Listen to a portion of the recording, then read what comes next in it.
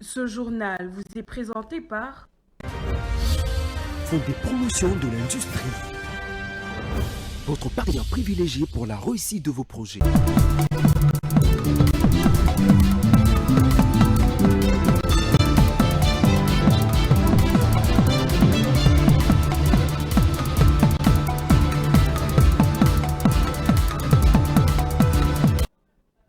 Vous nous suivez de Nyoki dans le Maïndombe et ou des partout ailleurs, en République démocratique du Congo et dans le monde. Mesdames et messieurs, bonsoir et bienvenue à cette grande édition du journal sur Géopolis Télévision. Sans plus tarder, le titre. Encore un braquage à Kinshasa, cette fois-ci déjoué grâce à l'intervention rapide des agents de sécurité. Nous ferons le point sur la situation sécuritaire dans la capitale avec en prime une interview exclusive du ministre de l'Intérieur Thierry Kabouya. Le conclave de Nairobi autour de Joseph Kabila a donné naissance à une nouvelle plateforme politique Sauvons le Congo. À Kinshasa, les réactions sont vives entre scepticisme et prudence, aussi bien du côté pouvoir que de la société civile. En international, baisse du taux directeur de 25 points de base après 3 réunions de politique monétaire ayant maintenu ces taux inchangés. Nous sommes là en Namibie. Mesdames, Messieurs, encore une fois, bonsoir. Braquage déjoué ce jeudi matin à l'agence Robank du rond-point Victoire. Une intervention rapide de la police nationale, épaulée par d'autres services de sécurité, a permis d'éviter le pire, mais cette tentative a sémé la panique et ravivé le peur dans les quartiers déjà sous tension. Blaise Kouzola. Kinshasa s'est réveillé avec un événement incroyable. Une vive tension a été signalée ce jeudi à la succursale Robank du quartier Victoire à Kinshasa. Selon le premier témoignage, 2 hommes armés ont tenté un braquage en plein jour, sémant la panique parmi les clients et les passants.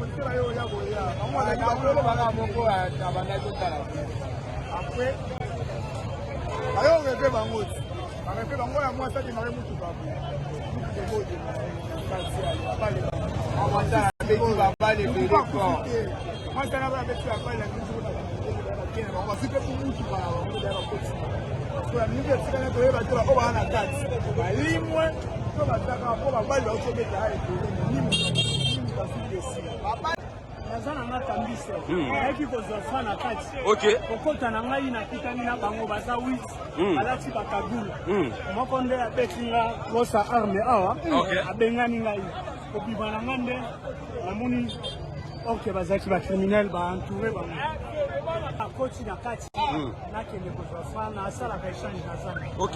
Nde ba pengani nga moko atina kosa arme. Ok. Et ba kité ok ba criminel. Alertés, les forces de l'ordre et les éléments de l'FARDC sont rapidement intervenus pour sécuriser les lieux et rétablir le calme.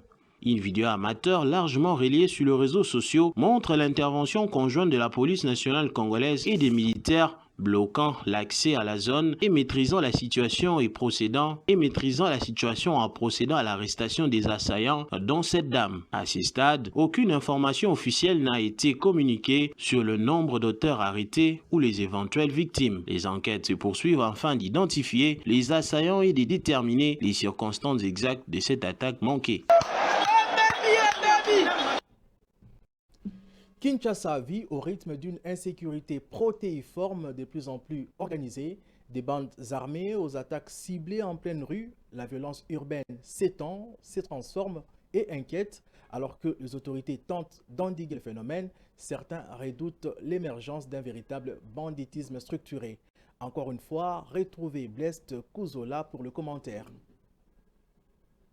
À première vue, Kinshasa grouille comme toujours, klaxons, marchés, écoliers en uniforme. Mais derrière cette agitation familière, la peur s'installe. L'insécurité progresse, change de forme et semble désormais omniprésente. Dans les années 2010, le mot Kuluna entre dans le langage courant. Des bandes de jeunes armés de machettes terrorisent les rues. En 2013, l'État lance l'opération Likofi, violente. Médiatisée, elle fait des dizaines de morts ou d'arrestations sans faire disparaître le phénomène qui évolue. Dès 2016, de nouvelles méthodes apparaissent. Des passagers disparaissent dans des taxis piégés. Séquestration, vol, parfois viol. De motos et taxis sont volés, leurs conducteurs tués pour effacer toute trace. En 2025, les motos deviennent l'outil préféré de voleurs. Rapides, discrètes, elles servent à arracher sacs et bijoux en un instant. Les cambistes qui manipulent d'importantes sommes sont particulièrement ciblés. Et récemment, une tentative d'attaque de banque a marqué un tournant, laissant craindre l'émergence d'un banditisme organisé. Le phénomène Kuluna persiste, plus structuré.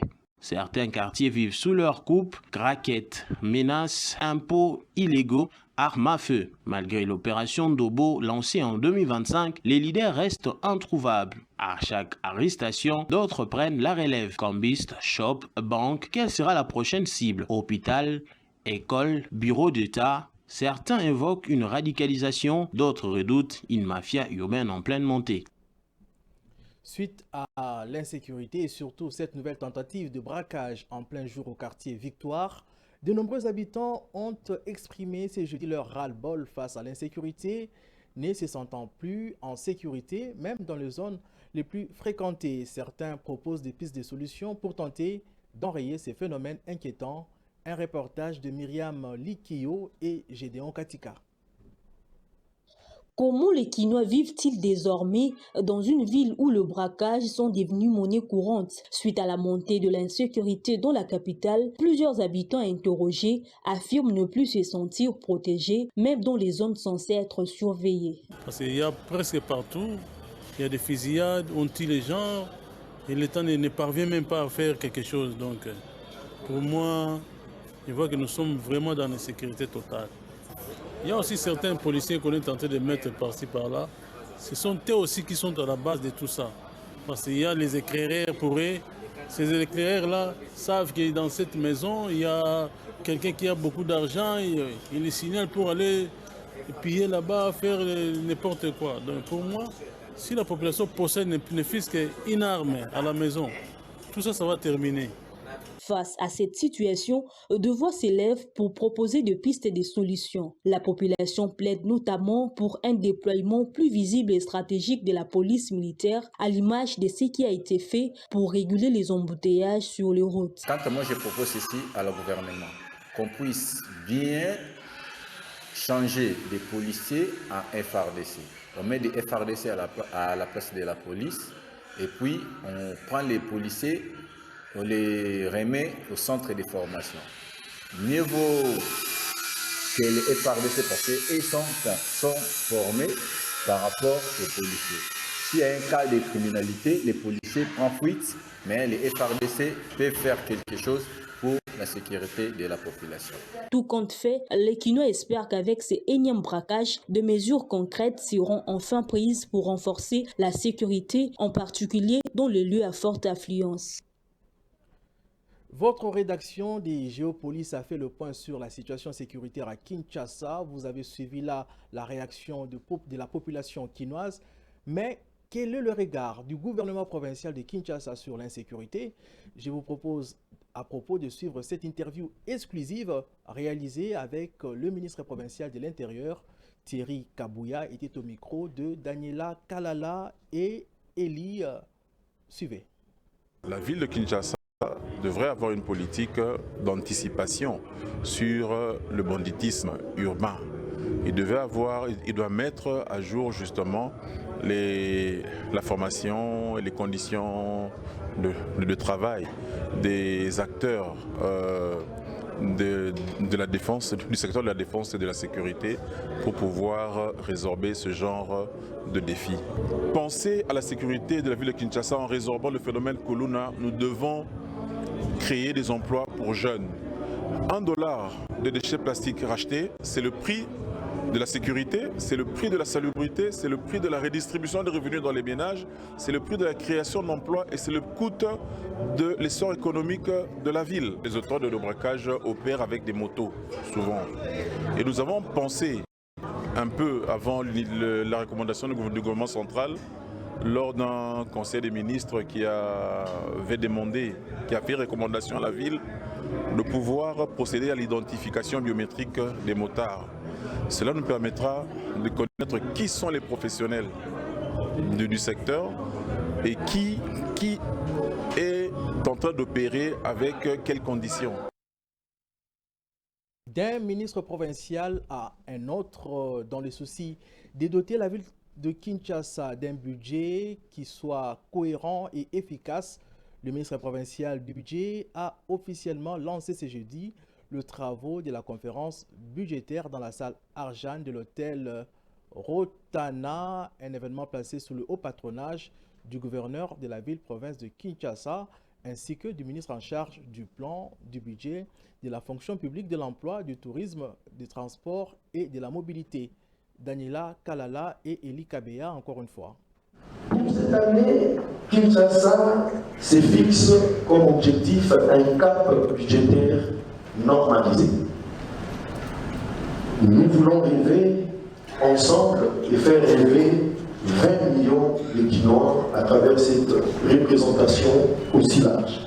Dans sa volonté de doter les Quinois d'un cadre budgétaire plus structuré et plus efficace, le ministère provincial du budget a organisé ce jeudi une conférence majeure marquant les lancements officiels de travaux de conférence budgétaire. L'événement s'est tenu en présence du gouverneur de la ville-province de Kinshasa, Daniel Bumba, ainsi que de plusieurs autres autorités provinciales et bourgmestres. Après un bref retour sur le budget des années précédentes, les ministres en charge du plan, du budget, de la fonction publique, de l'emploi, du tourisme, du transport et de la mobilité urbaine, Jésus Noël Seke, a exposé les grandes attentes liées à ce nouveau cycle budgétaire. La ville s'engage à mettre en place un cadre fondé sur les principes suivants.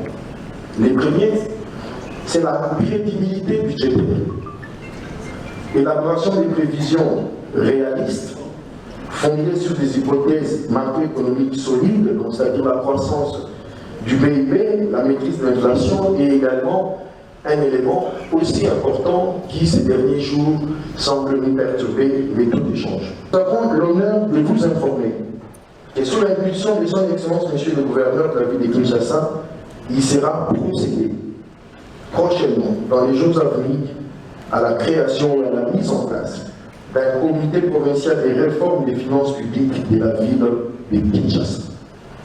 Ainsi, nous réaffirmons notre engagement à bâtir une ville de Kinshasa plus résiliente, plus équitable et plus prospère.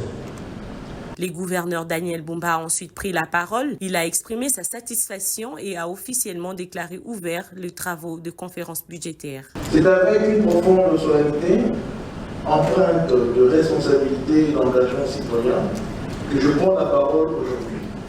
Dans ces cadres prestigieux, à l'occasion du lancement officiel des conférences budgétaires de la ville de Kinshasa pour l'année 2026. Je déclare officiellement ouvert les travaux de conférences budgétaires de la ville de Kinshasa pour l'exercice 2026. Je vous remercie. Une situation jugée satisfaisante et tout à fait réalisable, selon le conseiller budgétaire du ministre. La possibilité de le faire et le faire mieux nécessite l'implication de l'autorité, qui d'ailleurs était présente et qui a lancé elle-même les travaux. Un pas de plus vers une gestion budgétaire plus transparente et plus planifiée pour la ville-province de Kinshasa. Envolons-nous à présent à Nairobi, au Kenya, non pour aller secourir un ami comme le chantait Mbiliabel, mais pour parler politique sous l'égide de l'ancien président de la République, Joseph Kabila. Une frange de l'opposition a mis en place le mouvement Sauvons la RDC,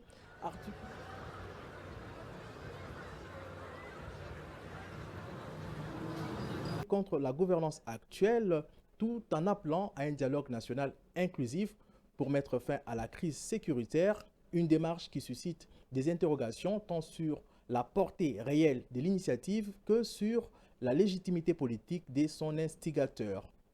Suivez. Dans leur démarche, Joseph Kabila et ses convives réunis à Nairobi commencent par dresser un tableau sombre de la situation sociale, économique et sécuritaire depuis l'arrivée au pouvoir de Félix-Antoine Tshisekedi. Pour y mettre fin, Kabila, bien que visé par une condamnation judiciaire pour trahison en lien avec la rébellion à l'Est, tente de s'imposer comme chef de file de l'opposition face à son successeur. Sa désignation à la tête du mouvement Sauvons la RDC, dont il est à l'origine, n'est qu'une formalité. Mais au-delà de son cercle d'influence, l'initiative peine à convaincre. L'absence de poids lourds de l'opposition comme Moïse Katumbi, Martin Fayoulou ou encore Jean-Marc Kabound illustre une fracture persistante au sein de l'opposition congolaise, déjà affaiblie par les ambitions individuelles. De plus, l'appel à un dialogue national, bien que pertinent dans les contextes sécuritaires actuels, semble décrédibilisé par le profil de son porteur. Pour plusieurs observateurs, cette initiative pourrait apparaître comme une tentative de repositionnement politique plutôt qu'un véritable sursaut patriotique. La posture de Kabila à l'étranger, combinée à sa condamnation par la justice militaire, complexifie davantage son retour sur la scène politique. Et dans un contexte où Kinshasa affirme ne dialoguer avec ceux qui dénoncent clairement l'agression rwandaise, sa voix reste marginalisée. Reste à savoir si, fort de son statut d'ancien chef d'État, Joseph Kabila pourra obtenir un quelconque assouplissement lui permettant de redevenir audible dans une scène politique plus dynamique, mais aussi plus exigeante. La question reste posée. Mise en place de la plateforme politique Sauvons le Congo, comme venez de le suivre, l'initiative suscite des réactions contrastées à Kinshasa entre scepticisme de la majorité, critique de la société civile et prudence dans le rang de l'opposition. Chouchou Kaoa nous en dit plus. Le conclave de Nairobi, organisé autour de l'ancien président Joseph Kabila, a débouché sur la création d'une nouvelle plateforme politique baptisée Sauvons le Congo. À Kinshasa, les réactions ne se sont pas fait attendre. Pour Peter Kazadi, membre de l'UDPS, il s'agit d'une tentative désespérée d'une opposition en perte totale de vitesse qui ne joue plus aucun rôle concret sur le terrain politique. M. Kabila sait pertinemment bien, il a été vomi par le peuple congolais après les 18 ans de gestion calamiteuse des pays. Je ne vois pas les Congolais aujourd'hui admettre que M. Kabila revienne en politique. Je ne parle même pas du pouvoir. Que M. Kabila revienne en politique, il commence à donner des mots d'ordre et que les populations suivent. Il s'agit donc des vestiges du passé. Ils sont dépassés politiquement, ils sont dépassés socialement. L'opposition ne se fait pas à l'étranger, à travers les réseaux sociaux, à travers les communiqués. L'opposition devait se faire sur place au pays, mobiliser la population, donner les mots d'ordre comme Etienne Tshisekedi le faisait, comme nous avons continué ce combat-là après le décès d'Etienne Tshisekedi. Du côté de la société civile, Jonas Tchombela partage le même scepticisme. Il estime que ce conclave n'a rien produit de concret pour répondre aux préoccupations des Congolais. Tenir une telle réunion à l'extérieur au Kenya, pays où AFC a été fondé dans ce même pays. Dans ce pays agresseur, c'est là où s'est fondé Sauvons la RDC. Dans ce pays agresseur, c'est là où a été fondé l'AFC, le bras militaire. Donc, pour nous, le pays subit cette guerre qui traduit un déplacement du centre de légitimité nationale qui, d'après les opposants armés comme non armés, le centre de légitimité, finalement, c'est le Kenya, qui n'est pas un centre national. Et ici, ils ne font défendre que des réseaux d'intérêts transfrontaliers. Absence de la compassion, aucune pensée ni mot pour les victimes de Goma, Rutshuru, Nirangongo, Ituri. C'est un silence complice. D'autres figures de l'opposition restent prudentes. Martin Fayoulou, leader de la Mouka, n'a pas souhaité s'exprimer devant nos micros, se contentant de dire que cette rencontre ne changera rien à la situation du pays. Le camp de Moïse Katumbi a annoncé qu'il se prononcera officiellement ce samedi. Pour rappel, le 14 et le 15 octobre, plusieurs membres du Front commun pour le Congo et FCC se sont réunis à Nairobi sous l'égide de Joseph Kabila. Cette plateforme accuse le pouvoir en place de détruire le pays et affirme vouloir sauver les nations et affirme vouloir sauver la nation congolaise. De Nairobi, l'escale que empruntent certains Congolais pour se rendre à l'étranger. Envolons-nous donc aux États-Unis. En marge du premier forum économique et d'investissement RDC-USA, la première ministre Judith Souminois a multiplié les rencontres avec des partenaires économiques, des think tanks comme l'Atlantic Council et des représentants de la diaspora congolaise engagés dans les leaderships féminins. Elle a notamment échangé sur le projet Kiswishi 16 mené par Rwanda Avor, présenté comme un modèle de développement en RDC.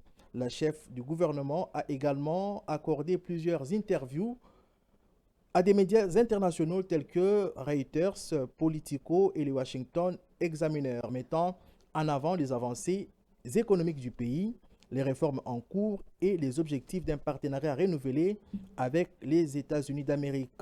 Elle représentait le président Tshisekedi à ces forums historiques clôturés le 15 octobre à Washington. Retournons à présent à Kinshasa. Comment faire bénéficier la population congolaise des retombées de contrats miniers? C'est la question que s'est posée le participant à un forum minier national sur les enjeux socio-économiques et miniers des accords de paix en RDC dans la région de Grand Lac. Je vous prie, pour en savoir davantage, de suivre cet élément proposé par Junior Owawa. Venu de tous les horizons, ce participant réuni dans ce somptueux cadre de l'hôtel Pullman de Kinshasa à l'initiative du comité de crise pour la paix et la sécurité reste particulièrement engagé dans la promotion du développement de la paix, partant d'une approche de responsabilité partagée. Pour Passia Bachombe, chef de file de la plateforme et coordonnateur de la DICODE, ce forum national sur les enjeux socio-économiques et miniers des accords de paix en RDC dans la région des Grands Lacs est une occasion en or offerte aux participants en vue de réfléchir sur l'avenir de leur pays. Ce forum n'est ni une tribune de critiques, ni un espace d'analyse politicienne des accords récemment signés à Washington ou à Doha. Notre démarche est constructive, pragmatique et tournée vers l'avenir. Nous sommes ici pour tirer le meilleur profit possible de ces accords sur le plan social, le plan économique et minier, afin que notre peuple en soit le premier bénéficiaire. Pour l'Allemagne, partenaire technique et financier de ces assises à travers la GIZ, ce forum a d'importance capitale pour la promotion de la paix en République démocratique du Congo. La question des minerais, c'est une cause profonde, je crois, considérée par tout le monde pour les conflits et trouver des solutions. Une fois on pense vraiment à la mise en œuvre d'une situation de paix sur le terrain. Le gouvernement de la République, représenté par le ministère de Mines, de la Communication et Médias, de la Coopération internationale et francophonie, et celui de l'Intérieur et Sécurité, les richesses minières du pays doivent absolument profiter aux populations congolaises, conformément à la vision du chef de l'État, Félix-Antoine Tshisekedi. Vous allez, au sein de vos commissions respectives, examiner en profondeur les enjeux économiques et miniers des accords de paix, les mécanismes de gouvernance participative des ressources naturelles, les stratégies de développement communautaire dans les zones post-conflit. 3 jours durant, cet espace de dialogue et de réflexion en politique sur les enjeux économiques de ces accords cristallisés autour des intérêts miniers, présentés comme étant au cœur de l'instabilité dans la région, devrait faire objet de recommandations à soumettre aux autorités. Pour la DICODE, Amani Kwetu ou encore Opt Espoir, membre du comité de crise pour la paix et la sécurité, ainsi que la coopération allemande, ces recommandations doivent être implémentées sur le terrain pour le bien-être de communautés. Et en réaction, l'ONG Amani Kwetu espère que ce forum, qui se clôture ce vendredi, va tenir toutes ses promesses. Suivez le docteur Patrick Lupumbe, interrogé par José Junior Owawa. Effectivement, ça va peine que nous puissions faire ça, parce que nous savons très bien que nous avons besoin de la paix. Rien que notre présence ici demande d'abord notre volonté à soutenir le chef de l'État qui est en train de se battre pour qu'il y ait de la paix à l'est de notre pays, qui est actuellement envahi, et nous savons les raisons pour lesquelles notre pays est envahi. C'est pourquoi, comme le président de la République ainsi que son gouvernement sont déterminés à avancer dans le processus de paix. Nous nous sommes dit, pourquoi pas réfléchir, pourquoi pas étudier ensemble, pourquoi pas avoir des échanges fructueux qui pourront nous aider à avoir des idées claires, pourvu que lorsque ces accords de paix seront signés, que cela puisse profiter à tout le monde, que ce ne soit pas un problème d'un intérêt individuel ou d'un dirigeant, mais que toute la population, toutes les souches puissent profiter de ces accords de paix sur les accords sur les militaires.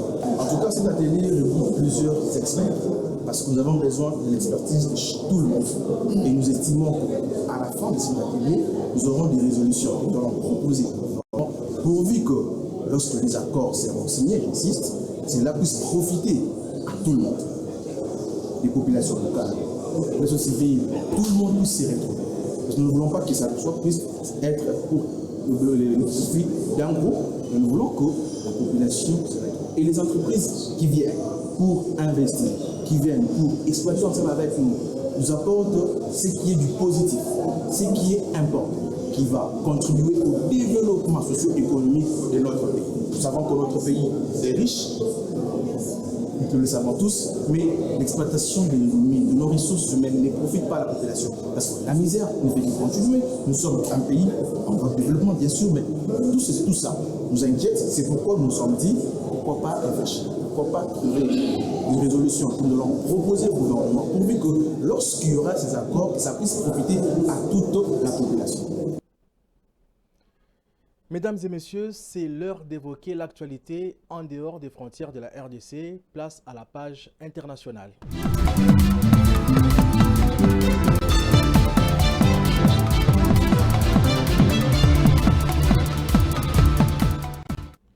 Le Botswana cherche à réduire sa dépendance au diamant qui assure encore près d'un tiers de ses recettes publiques. Le plan de développement soumis au Parlement illustre la volonté du pays de relancer une économie fragilisée par la crise prolongée du marché diamantifère. Blaise Kuzola.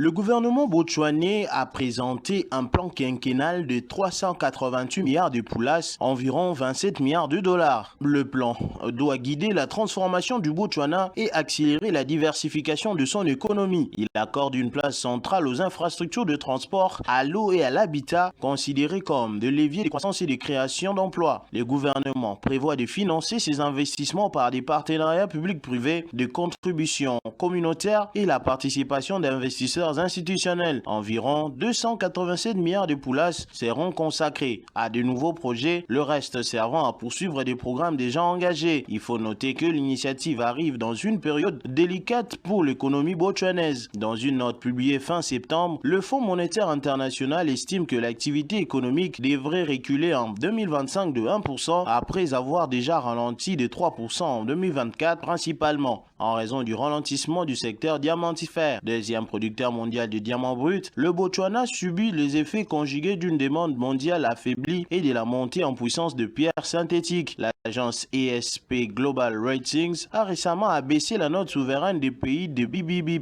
à BBB avec une perspective négative évoquant la baisse prolongée des recettes minières, la détérioration de comptes publics et l'érosion des réserves de change. Depuis son arrivée au pouvoir, le nouveau président Duma Boko tente de relancer l'économie en plaçant la diversification au cœur de sa stratégie. En juin 2025, il a lancé le Botswana Economic Transformation Programme qui met l'accent sur le service, la finance régionale et la croissance inclusive pour donner un nouveau souffle à l'économie et réduire le chômage. Moins de 3 mois plus tard, un nouveau fonds souverain a été créé pour investir dans des actifs productifs et renforcer la capacité du pays à financer sa croissance à long terme. Les autorités ont précisé vouloir utiliser uniquement les rendements qui seront générés par le fonds pour soutenir les dépenses de développement. Dans le même esprit, Gaborone et De Beers ont mis en place les Diamonds of Development Fund, dotés d'1 milliard de poulas destinés à soutenir des secteurs tels que l'agriculture intelligente, l'énergie ou le tourisme. Le NDP 12 apparaît dans ces contextes comme comme une étape supplémentaire d'une stratégie amorcée depuis plusieurs mois pour diversifier la base productive du pays. Si les débats au Parlement aboutissent à son adoption, il devra démontrer sa capacité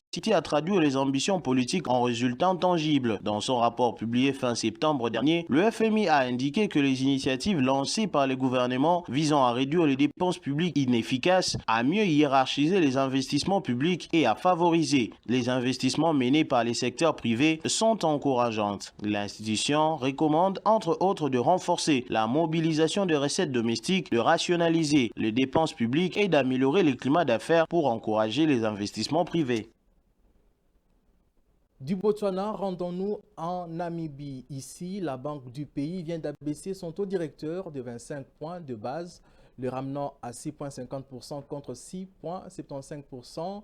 C'est qui vient après 3 réunions de politique monétaire qui s'étaient conclues par un maintien du taux directeur inchangé. Encore une fois, Blest Kuzola.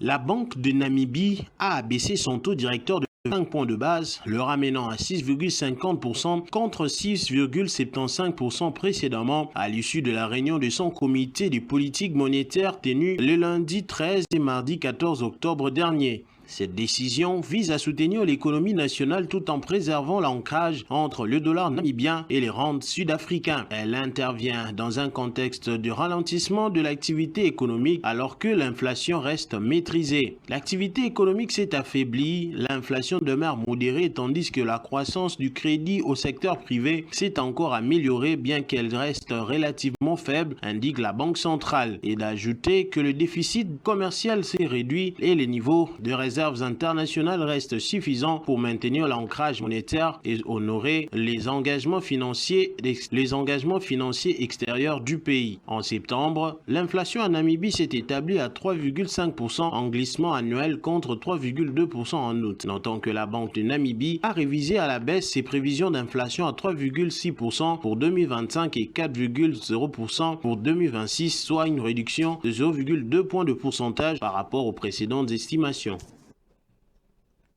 Du Botswana à la Namibie, nous nous promenons déjà sur le continent. Cette fois-ci, encore une fois, sans quitter votre salon, encore moins vos petits écrans, je nous invite à faire un petit tour au kiosque de journaux. Vous l'aviez deviné, mesdames, messieurs, c'est l'heure de la revue de presse. Suivez.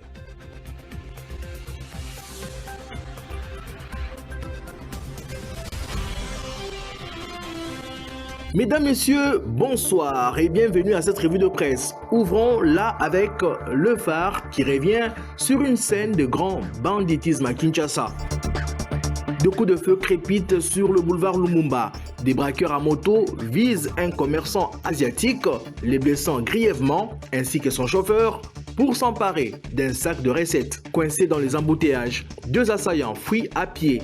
Le chef des bandes à moto est désemparé à cause d'une panne sèche. Grâce à la clameur publique, il est appréhendé et tabassé copieusement avant d'être remis aux forces de l'ordre. Info 27 met en lumière l'intervention d'André Ouamesso, gouverneur de la Banque centrale du Congo, lors du forum RDC-États-Unis à Washington. La RDC, affirme-t-il, se positionne comme une destination crédible pour les capitaux étrangers, portés par une stabilité macroéconomique, un secteur bancaire en croissance soutenue et des réformes fiscales orientées vers les investissements stratégiques.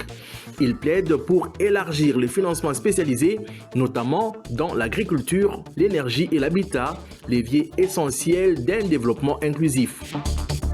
Dans les lauréats, le plan d'engagement budgétaire PEB publié le 13 octobre par la vice-primature du budget révèle une situation sans précédent. Un taux d'exécution de 228% des dépenses de fonctionnement des ministères, soit un dépassement de 128%. Au 30 septembre, 6,928 milliards 567 millions 792,021 francs congolais ont été engagés contre des prévisions annuelles de 3,38 milliards 447 millions. Ce niveau historique est calculé au taux budgétaire de 2853 francs congolais pour $1 américain. Chronique Info, plus politique, revient sur le conclave de Nairobi où Joseph Kabila réapparaît entouré, dit-il, des fidèles et d'opposants exilés pour repenser la stratégie anti-Tshisekedi. Ce conclave est... Nous sommes arrivés, mesdames et messieurs, à la fin de cette édition d'informations sur Géopolis, mais avant de nous séparer complètement, le rappel de titres. Encore un braquage à Kinshasa, cette fois-ci déjoué grâce à l'intervention rapide des agents de sécurité. Dans ce journal, nous avons fait le point sur la situation sécuritaire dans la capitale RD congolaise avec en prime une interview exclusive du ministre de l'Intérieur. En politique, le conclave de Nairobi autour de Joseph Kabila a donné naissance à une nouvelle plateforme politique sauvant le Congo. À Kinshasa, les réactions sont vives entre scepticisme et prudence, aussi bien du côté pouvoir que de la société civile. Et en international, on l'a dit, baisse du taux directeur des 25 points de base après 3 réunions des politiques monétaires ayant maintenu ces taux inchangés. Fin complète de cette édition du journal sur Géopolis Télévision. Mesdames, Messieurs, merci de votre attention. Restez branchés sur nos programmes. Au revoir et à la prochaine. Ce journal vous a été présenté par Fonds des promotions de l'industrie. Votre partenaire privilégié pour la réussite de vos projets.